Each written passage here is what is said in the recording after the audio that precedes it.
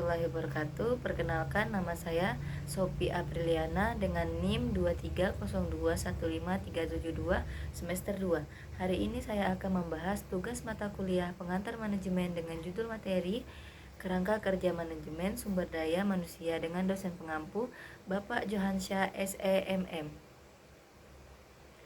Judul buku yang akan saya bahas dari buku pengantar manajemen yang ditulis oleh Priyono tahun 2007, diterbitkan oleh Jipatama Publisher.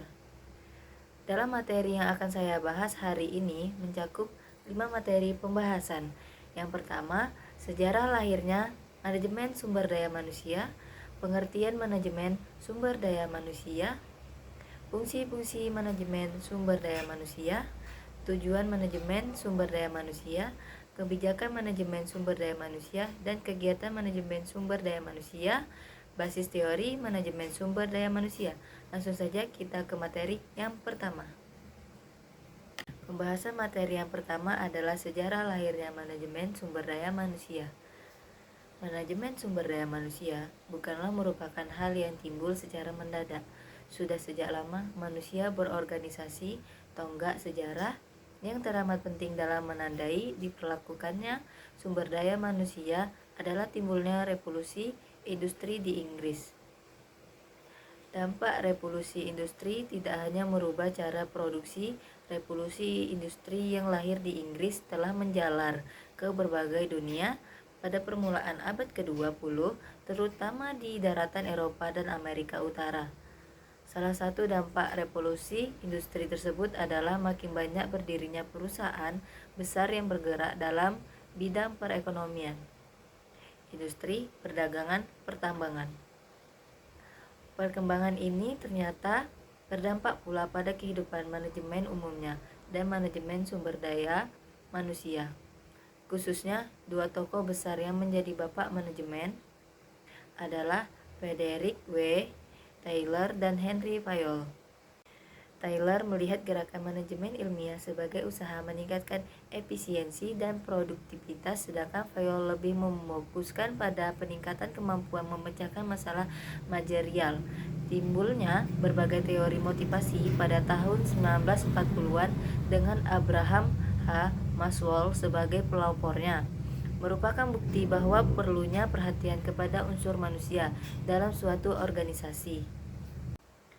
Pembahasan materi yang kedua, pengertian manajemen sumber daya manusia. Manajemen sumber daya manusia dapat dipahami sebagai suatu proses dalam organisasi serta dapat pula diartikan sebagai suatu kebijakan.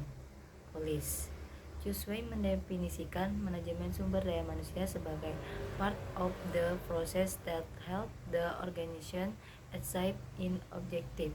Pernyataan ini dapat diterjemahkan sebagai bagian dari proses yang membantu organisasi mencapai tujuannya. Sementara itu, Schuler, Towing, Smart, dan Haber, manajemen sumber daya manusia atau manajemen sumber daya manusia merupakan pengakuan tentang pentingnya tenaga kerja organisasi sebagai sumber daya manusia yang sangat penting dalam memberi kontribusi bagi tujuan-tujuan organisasi dan penggunaan beberapa fungsi dan kegiatan untuk memastikan bahwa sumber daya manusia tersebut digunakan secara efektif dan adil bagi kepentingan individu, organisasi, dan masyarakat. Menurut Stoner, manajemen sumber daya manusia meliputi penggunaan sumber daya manusia secara produktif dalam mencapai tujuan-tujuan organisasi dan pemuasan kebutuhan pekerjaan secara individual. Manajemen sumber daya manusia adalah kontributor utama bagi keberhasilan organisasi.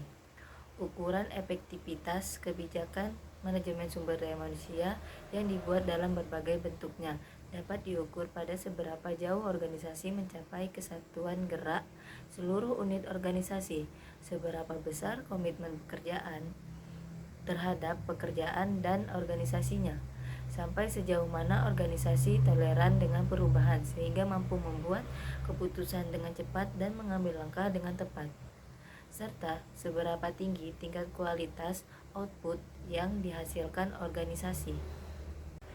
Pembahasan materi yang ketiga adalah fungsi-fungsi manajemen sumber daya manusia. Terdapat beberapa macam fungsi utama manajemen sumber daya manusia. Fungsi manajemen sumber daya manusia ini terbagi menjadi 5. Fungsi yang pertama, perencanaan untuk kebutuhan sumber daya manusia. Fungsi perencanaan kebutuhan sumber daya manusia setidaknya meliputi 2 kegiatan utama, yaitu 1. Perencanaan dan peramalan permintaan tenaga kerja organisasi baik dalam jangka pendek maupun panjang. Kedua, analisis jabatan dalam organisasi untuk menentukan tugas, tujuan, keahlian, pengetahuan, dan kemampuan yang dibutuhkan. Staffing sesuai dengan kebutuhan organisasi. Dalam tahapan pengisian staf ini terdapat 2 kegiatan yang diperlukan, yaitu yang pertama, penarikan rekrutmen calon atau pelamar pekerjaan. Yang kedua, pemilihan atau seleksi para calon atau pelamar yang dinilai paling memenuhi syarat.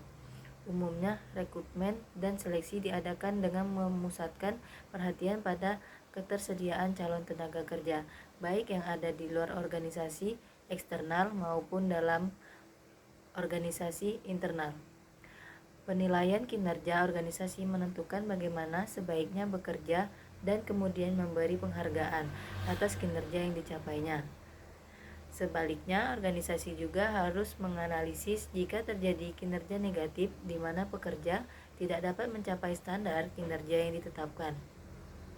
Dalam penilaian kinerja ini dilakukan 2 kegiatan utama, yaitu yang pertama, penilaian dan pengevaluasian perilaku pekerja. Yang kedua, analisis dan pemberian motivasi perilaku pekerja. Kegiatan penilaian kinerja ini dinilai sangat sulit, baik bagi penilaian maupun yang dinilai. Kegiatan ini rawan dengan munculnya konflik.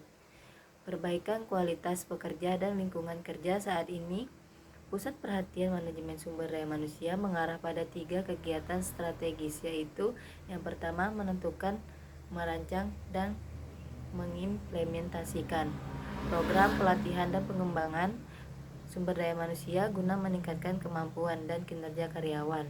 Yang kedua, memperbaiki kualitas lingkungan kerja, khususnya melalui kualitas kehidupan kerja dan program-program perbaikan produktivitas.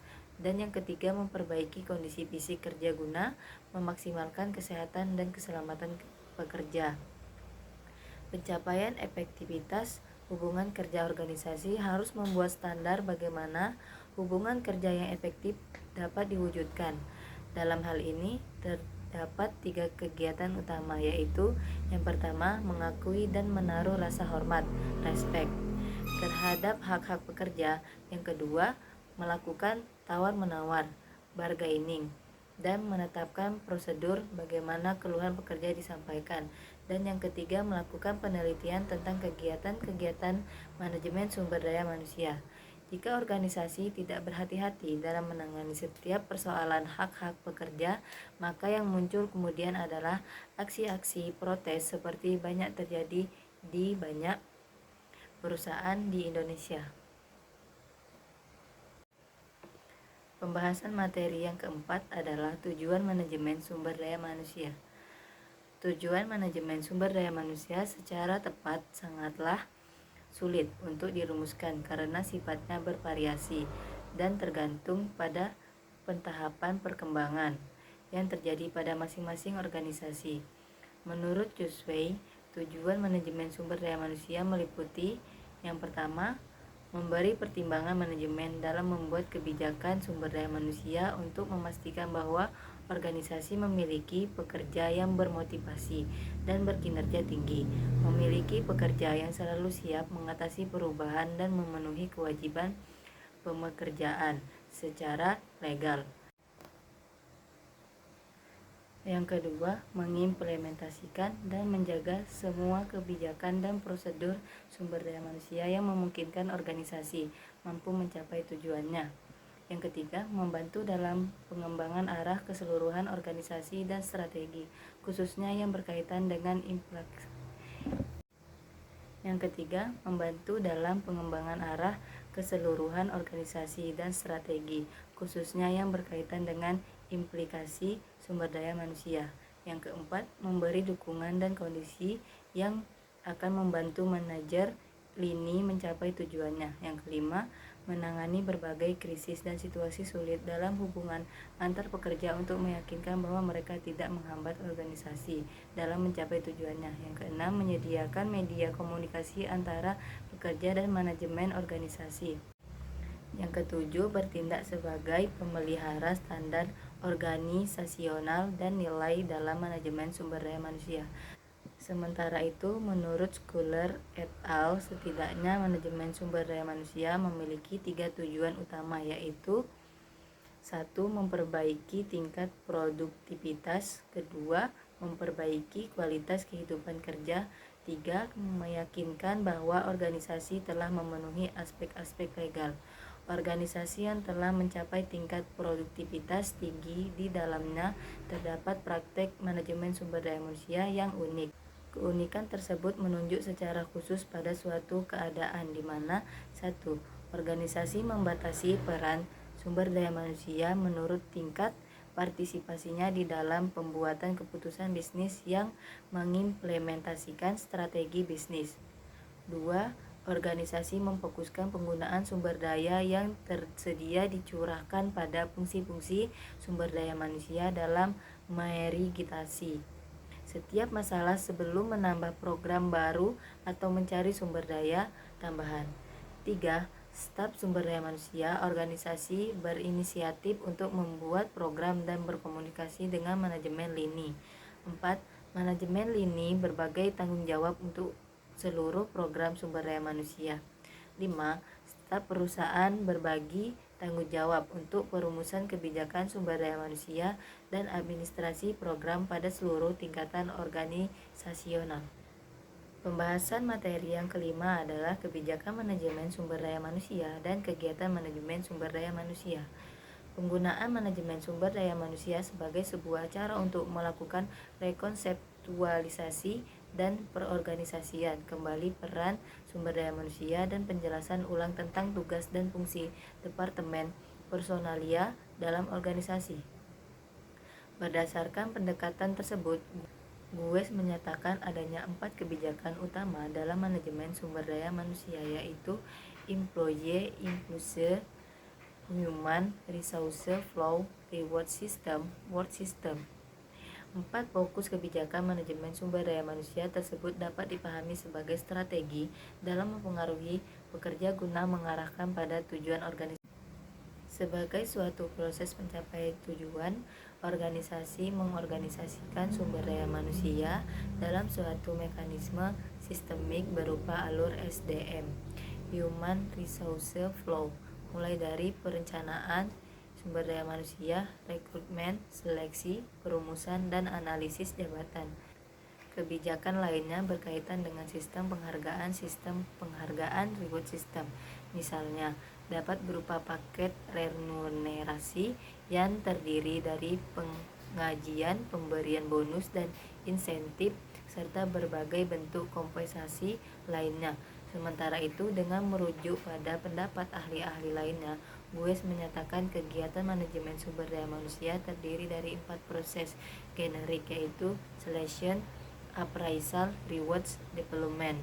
Kegiatan generik manajemen sumber daya manusia yang terakhir adalah pengembangan SDM, Human Resource Development. Pengembangan SDM ini dapat berupa pendidikan, pelatihan, serta program-program pengembangan SDM lainnya. Umumnya, kegiatan pengembangan sumber daya manusia diarahkan pada pencapaian penguasaan keahlian, skill, pengetahuan, knowledge, dan kemampuan ability. Arah program pengembangan sumber daya manusia diarahkan selaras dengan perkembangan dan kemajuan organisasi. Pembahasan materi yang keenam adalah basis teori manajemen sumber daya manusia. Menurut Gues, tidak ada teori manajemen sumber daya manusia. Namun demikian, tidak dapat dipungkiri bahwa di belakang manajemen sumber daya manusia berdiri secara implisit beragam teori pendukung. Manajemen sumber daya manusia bersifat multidisipliner. Oleh karena itu, di belakang manajemen sumber daya manusia dapat dijumpai disiplin ilmu ekonomi manajemen, psikologi, hukum, sosial, sejarah, serta hubungan industrial. Sekian pembahasan dari saya. Jika ada kekurangan dalam penyampaian presentasi, saya mohon maaf. Saya akhiri, billahi taufik wal hidayah. Wassalamualaikum warahmatullahi wabarakatuh.